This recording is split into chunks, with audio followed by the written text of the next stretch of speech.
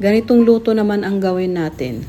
So, meron tayo dito ngayong pampano fish. So, bali, gupitin lang natin ito ang kanyang mga buntot. Tsaka malinis na rin ito. Ito yung isda na madaming masarap na luto. Pero ngayon, iba naman ang gawin nating luto dito. So, hiwaan lang natin siya.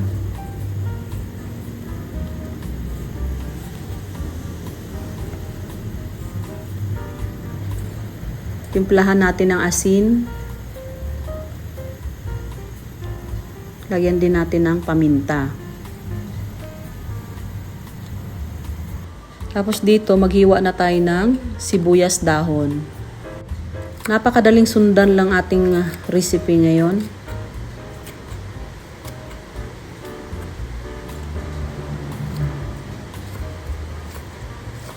Hiwain lang natin siya na malinipis. Tapos ibabad natin siya sa malamig na tubig. Dito naman maghiwa tayo ng luya.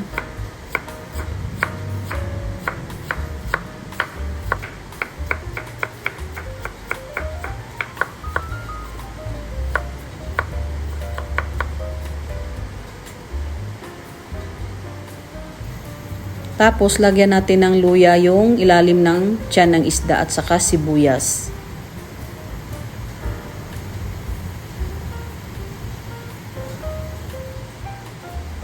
Tapos ilagay na natin dito yung sibuyas at luya. Tapos ipatong natin yung isda. Lagyan ulit dito sa ibabaw ng luya. Tapos nagpakulo na rin ako dito ng tubig. I-steam natin to na mga 30 minutes. Hindi po ito malangsa dahil maraming luya.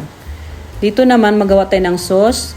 Meron tayo ditong toyo, konting tubig, paminta, oyster sauce, sesame oil. So yan lang yung kailangan nating sauce.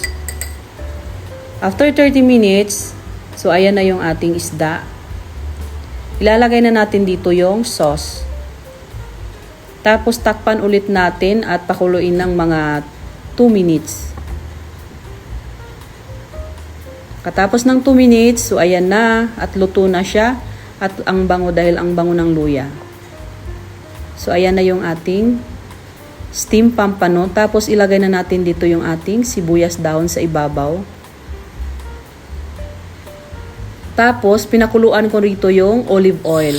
Ibuhos natin siya dito sa taas. So, ganyan lang kadali yung ating ulam at napakasarap. Susubukan nyo ito dahil promise, ang sarap po talaga niya. So, yun lamang at maraming salamat sa panonood.